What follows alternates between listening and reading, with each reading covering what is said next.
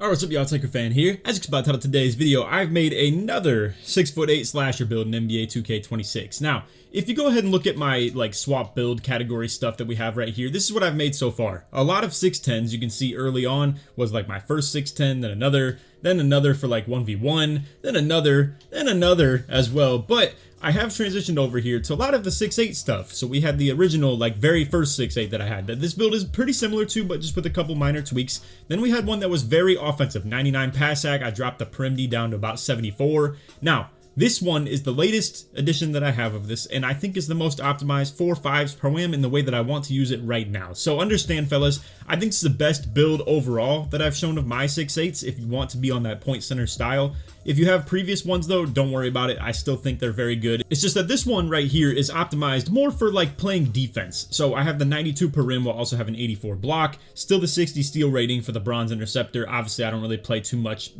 going for on-ball steals, and we already know bump steals are mainly the way you get on balls anyway. So I just have to be a little bit limited in how much I go for the passing lanes. But the major difference that this build has over my original 6'8 is the fact that it has standing dunk. Now, the standing dunk is very important when it comes to me and the way I want to play with the meter dunking. Being able to go up for a standing meter dunk and just accidentally get that rather than having tried to go for the driving and it's too late on a cut or too late when I'm underneath the basket or something like that, it pops up pretty often. And to be able to meter dunk these is really important if you ask me. That's why it's 83 rather than 81. It's just the comfortability of meter dunking, simply put. Now, I do random stuff like this on my own builds because I am, just someone that has tried many different things like this. So fine tuning and tweaking is kind of what I do. But with this video, I also wanted to give you guys the in-depth, jump shot, the animations, stuff like that I've maybe been lacking on in other videos, as well as maybe even talk about the plus ones that I run for this build. So just wanted to drop all this type of stuff on you guys, and I will show an alternative version of this build that I'm even still considering making a fourth version of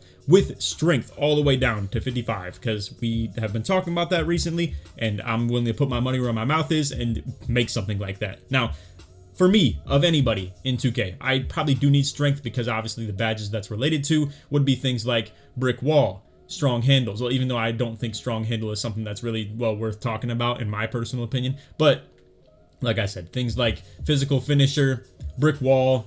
Obviously, we still have things like bronze movable, but I don't think that's a huge deal. But 73 is why I went with that, just to be able to get all those types of badges on bronze. So as far as the cap breakers of what I use for my own build, as you can see, it's going to be a +5 3-pointer to get up to 78. So it's like a prosthetic 3-pointer. I've kind of called it a couple of times on the channel recently. I have 44 mid-range, so you have to stay away from that a little bit, but it is still a very respectable 3-point threat. I mean, if I got a couple of stats for you guys, obviously we could go over to the Pro-Am 5v5 stats. If I go over to this, I'm shooting about, 2 for 3 from 3 on average. This is not a huge sample size, it's 14 games, but I'm shooting 66% from 3. And then also haven't missed a free throw yet with that. And obviously I have the ball in my hands a lot as the point guard, so I end up on the free throw line quite a bit. So I'm here to tell you right now, I don't think I lack the involvement that you would expect. I'm only 1 for 1 from free throws. So unfortunately, I don't have the per game averages or anything like that on display, but as you can see, the build is very capable of getting involved. I mean, I'm averaging 24 points, 9 rebounds, and 14.5 assists. And mind you,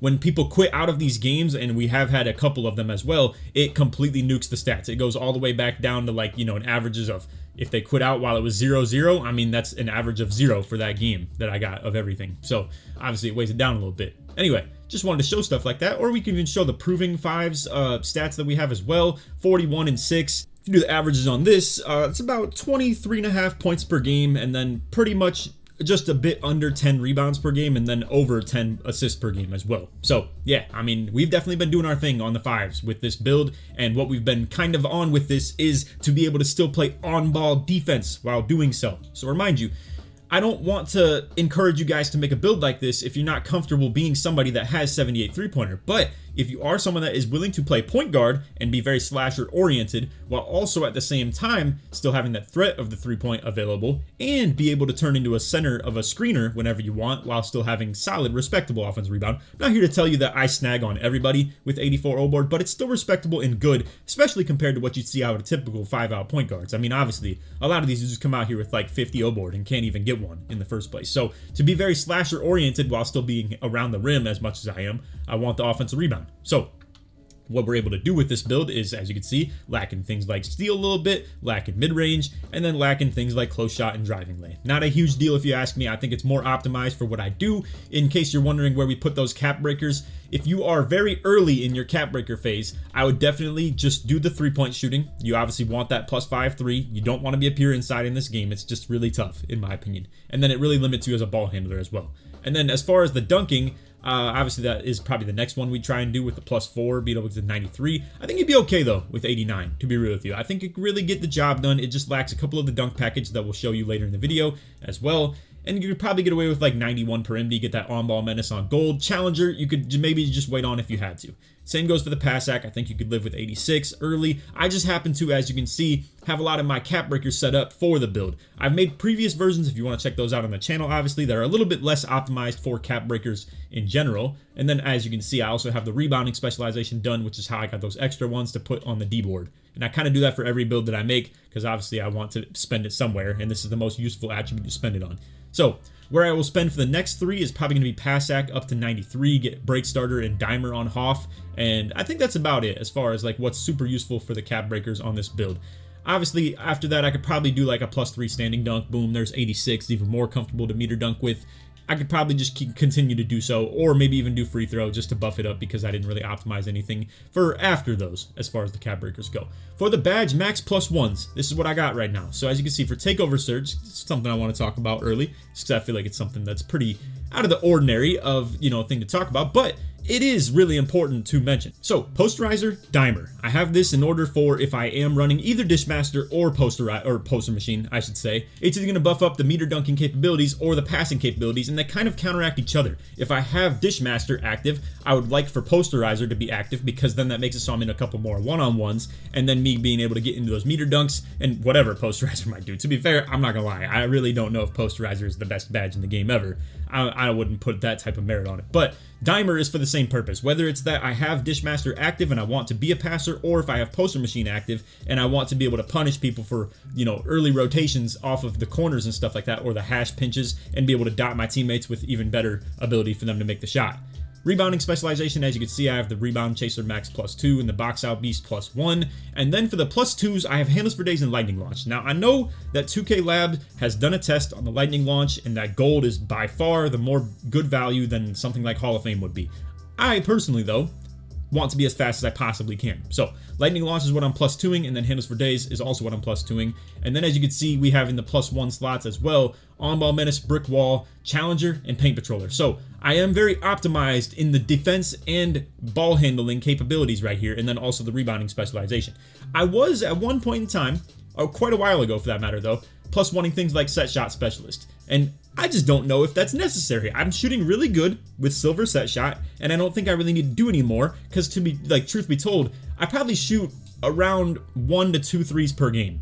Probably. Maybe if it's like people really playing me low throughout the whole course of the game, it'll be around more like 4, something like that, but it's not at a ridiculous rate that I even want to put that type of badge value into, and I don't know, I just feel like it works out for me pretty well. So, if you want to copy that mold, feel free to. Anyway, let's move along. Takeover loadouts. So, really, this is all I even utilize. It's just pure speed with ball, and whether I'm running Dishmaster or Poster Machine. Now, if it's like threes, you could maybe make a case for running Speedster, and now as you can see, it'd be like really buffed up as a defensive player, and to even still be like, fast with the off ball, etc. Hydration Hero, not the worst takeover ability ever or anything as well, but not exactly what I'm interested in as much. I obviously prefer speed with ball, and especially for fives. I mean, it's truly about beating locks up the court.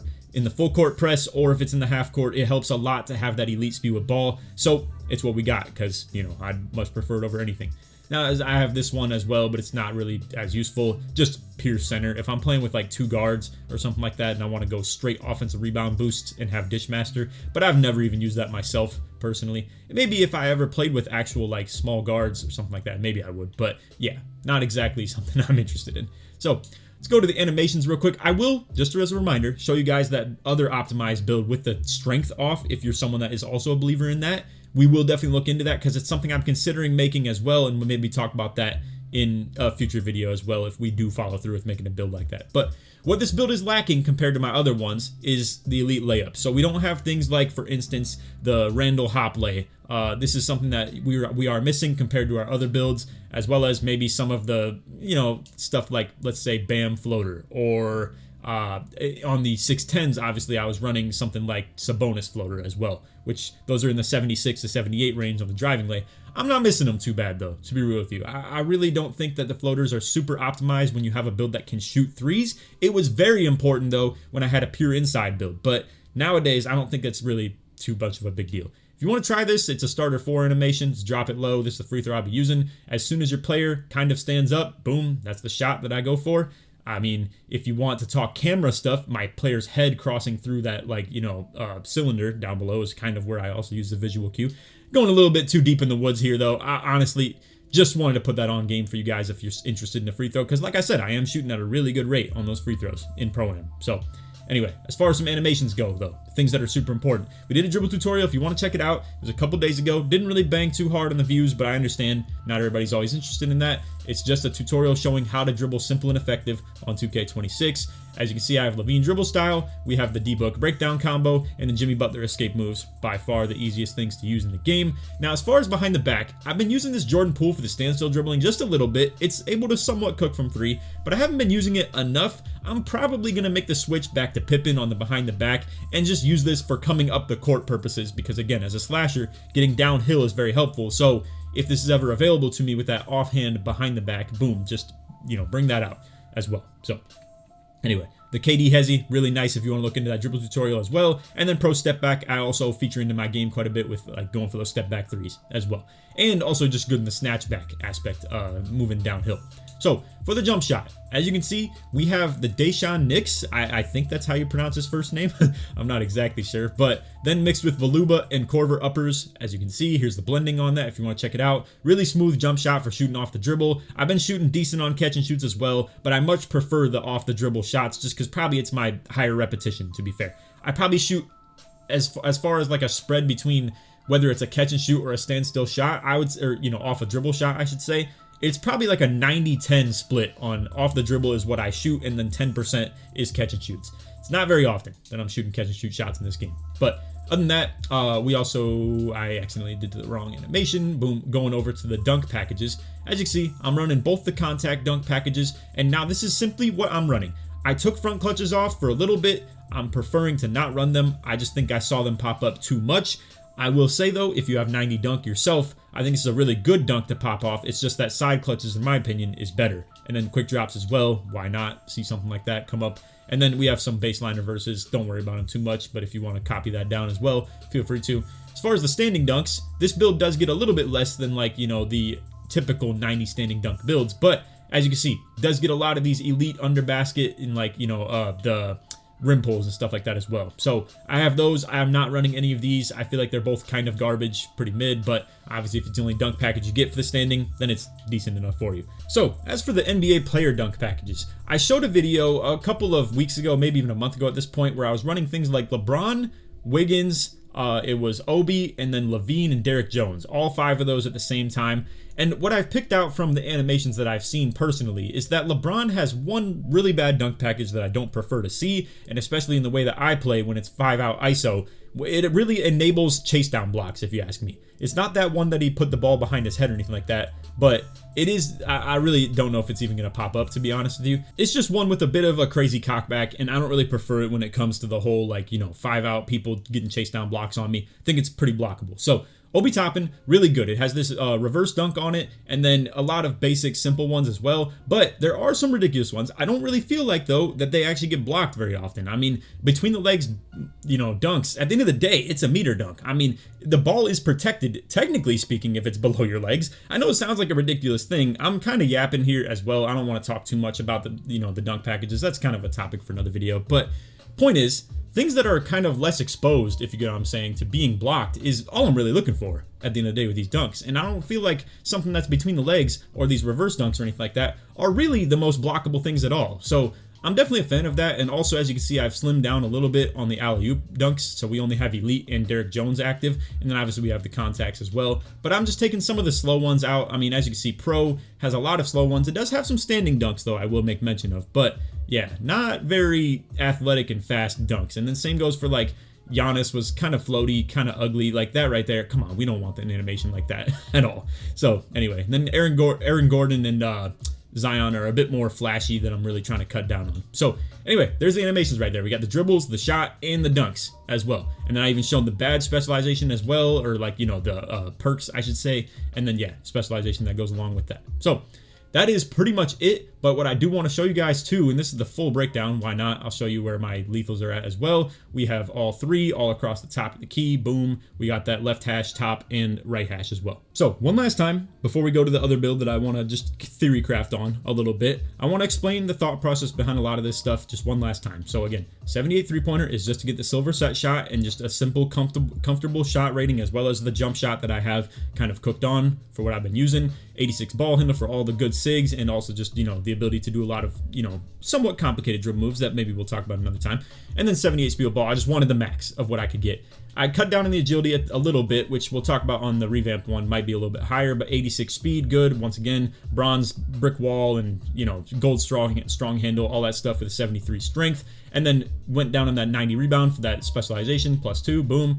92 per rim for obviously on-ball menace challenger, and then 60 steal to just have bronze interceptor. 70 interior D though, paired with 84 for the silver paint patroller, and then the standing dunk simply just to be able to meter dunk more confidently in the standing. Anyway, that is all. Let's go ahead and, you know, go over to the new Theorycraft low strength build in case anybody is curious on something like that. All right, so as you guys can see, this is the revamped version of this exact 6'8 that I have. However, it's with more steel rating. So as you can see, this is actually the same set of cap breakers. It's going to be +4 on the dunk, +5 on the three-pointer, +2 on the pass act, and +2 on the perim D, then the specialization +2 on the rebounding as well. Now, as you can see, if we take these attributes down to exactly what they were on the other one, where it's like the 90 perim, the 90 D board, and then also cutting down that agility down to, and then also obviously the steel going down from 85 to 60, this is going to line up with exactly what we had. So the fact that just simply taking off strength, and once again, these are all the badges that it applies to. So it's like bronze physical,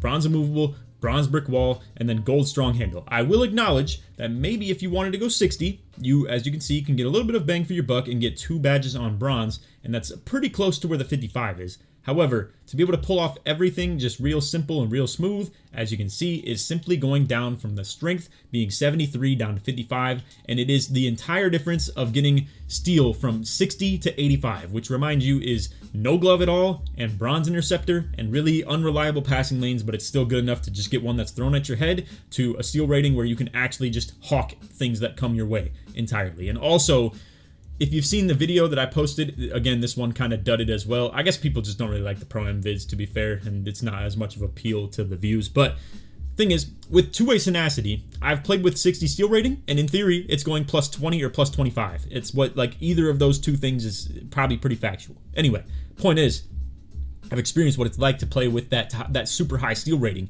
and it's pretty nasty. So, in theory, putting my steel up 25 ratings and also having glove and interceptor active at higher levels as well should make me play the bump steals as well as I am on two-way, because it is pretty responsive, it is pretty nice, I must say. And then also, obviously, the passing lanes are even more capable than what I've seen with two-way because the interceptor will be buffed up. But yeah, on two-way, I can really see the power of that high steel rating, and it's something that I'd really like to try and, you know, give a shot, as well as, I mean, might as well, you know, buff the agility up too. If you wanted to look for things that I could do differently, I mean, here's what it looks like otherwise. I don't know. I can't really get any cap breaker value, as you can see. Like, if I ended up with the dunk any higher, can't do that. Passac is not going to be useful because it's +2s early, and if I go any higher, it will remove that. If I can't buff up the perim D at all. If I do the D board, it doesn't matter because I'm doing rebound specialization, so I got to put +2 there. And then if I go up on the strength, as you can see, which is ridiculous, and it shows how expensive strength is for no reason at all, man. Like, we're talking the same cost of 2 strength is 1 defensive rebound, going from, like, you know, 90 to 91 is ridiculous. That's really hard to afford. I would go even lower technically, but as you can see, it pulls my Perimdi down, and the best I could do is go like something like this and then +5 all the way up on the Perimdi, but it's not as good value.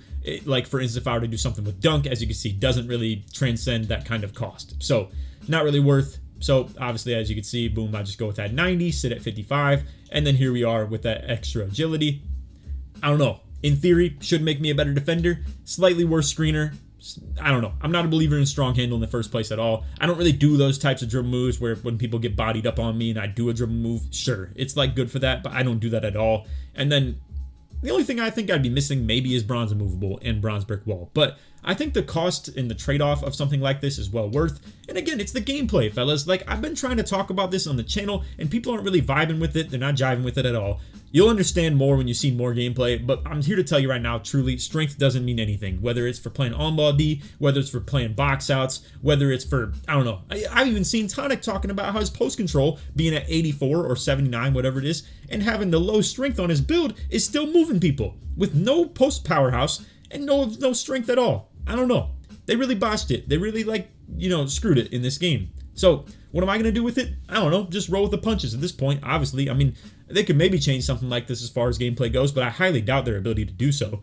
So I don't know. Just roll with it. That's what I'm doing, and I'm just going with a low strength version. We'll see how it works out. I'll be the guinea pig for you guys to see and truly get a lot of in-game reps and first-hand, first-person experience on this. So anyway, yeah, this is the next test in the Chronicles of the 6/8s. You know, the one that I have right now, really good. If you want to hold off on making it and you want to see if something like this performs really well, you could also do so. Or if you want to just roll with this as well and try something like this that has the low strength and committing more into that steal rating, this could even maybe play better as a like point guard for you guys. I mean, not a lot of you guys are out here to be a full-on point center, and I'm not even myself. I find myself screening less and less the more I play this because I'm getting better as a guard. And also, at that point, I mean, what am I missing? You know, I don't know. It just seems like it's a really lost cause, because as a defender, I will 100% take that higher steal rating and the lack of strength and the lack of immovable enforcer after what I've seen in this game. I'm just being real with you. Or even to mention the 2 agility is still even more important to talk about than the strength, in my opinion. So, I don't know. If you disagree with my opinion, I understand that it might be like your own viewpoint, but my personal belief and what I've seen from my teammates and other people's belief is that strength truly doesn't matter. So, it's what I'm seeing in game, and I'm going to give it a shot myself as well. So I probably will make something very similar to this or exactly like it.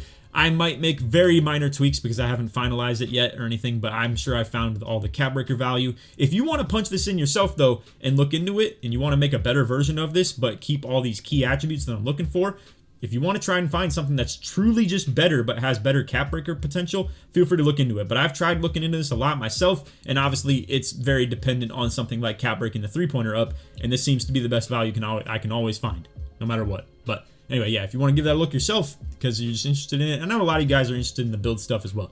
Maybe I'll even go live on the day that I upload this, and we can lab it out together, see if there's anything better, because I know people have been telling me to do something like that as well. But anyway, that's all the video. I hope you all enjoyed. If you did, feel free to drop a like, sub for new channel noties, all good stuff. Like always, try to 1,000 likes. If you made it to the end of the video, and you want to show your support that you did make it all the way through, put 6/8 or put Laker in the comments. Sure, it's put you way through. But anyway, that's all. Like I said, we'll probably go live on the day of this uploading. I'm down to look into some build stuff with y'all, and you know, I think it'd be fun. I think it'd be fun to kind of group lab a little bit. And then I'll probably do the rate my build video after this as well. So if you have any submissions you want to drop, check out that pinned tweet. I'll probably be recording it the night of me posting this video and also going live as well. So anyway, that's all for vid. Hope y'all enjoyed. And then that, take it easy, man. Peace.